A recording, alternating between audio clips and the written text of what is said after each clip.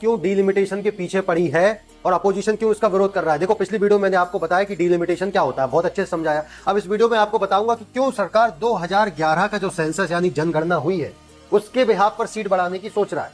वो ये कह रहे हैं कि अभी 543 सीटें हैं, मुझे सीट बढ़ाना है, लेकिन 2011 में जितनी पॉपुलेशन थी उसके हिसाब से बढ़ाएंगे। पॉपुलेशन के हिसाब से ये सांसद यानी कि 543 जो सीटें हैं ये बढ़ती हैं।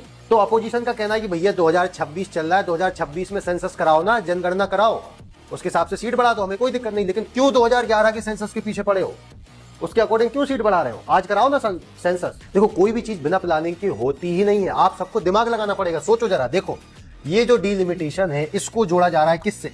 नारी शक्ति वंदन अधिनियम।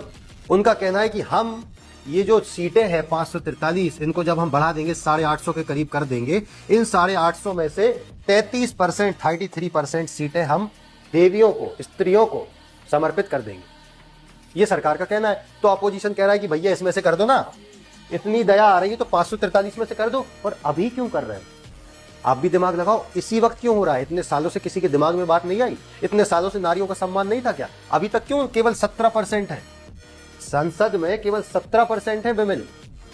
पहले से क्यों नहीं सोचा? इसी वक्त क्यों हो रहा है? ये आप सोच लेना, ठीक है। दूसरी चीज सुनो, अब ध्यान से सुनो, पॉपुलेशन के हिसाब से ये डिलिमिटेशन होता है, मतलब पॉपुलेशन ज्यादा होगी तो ये 543 जो के हिसाब से ये डिलिमिटेशन होता है, मतलब पॉपुलेशन ज्यादा होगी तो ये 543 जो सीटें हैं ये बढ़ जाएंगी, जाहिर सी बात है। अब ये जो साउथ के स्टेट है, साउथ के राज्य, इनका क्या कहना है? हमने अपने लोगों को पढ़ाया, हमने तुम लोगों की बात मानी, पॉपुलेशन को कंट्रोल किया, सब कुछ किया, आज हमारी पॉपुलेशन नॉर्थ के जो राज्य हैं उनसे कम है।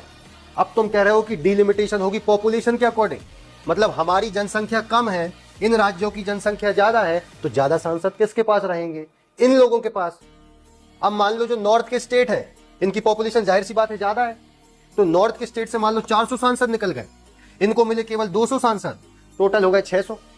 अब जब संसद में बिल आएगा, कोई नियम आएगा, लगभग 50% से ज्यादा मेजोरिटी लगती है, मतलब 600 में से 300 सांसद, 300 प्लस सांसद हाँ कर देंगे तो वो नियम बन जाएगा पूरे देश में और लागू हो जाएगा। तो भैया 300 प्लस सांसद तो इन्हीं राज्यों के हो गए, मतलब ये जब चाहे कुछ भी नियम ले आएंगे, कुछ भी लागू कर देंगे, इनका तो कोई रोल ही नहीं रहेगा। तो फिर हम डेमोक्रेसी में जिएंगे क्या? फिर हमारा भारत डेमोक्रेटिक बचेगा क्या? सोचो आप लोग।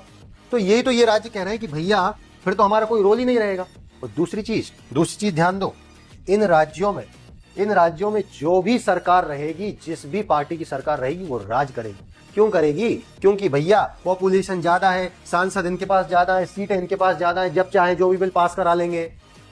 तो फिर मतलब क्या रह जाएगा डेमोक्रेसी? इसलिए अपोजिशन इसका विरोध कर रही है। आपके क्या विचार है, कमेंट कर सकते हो।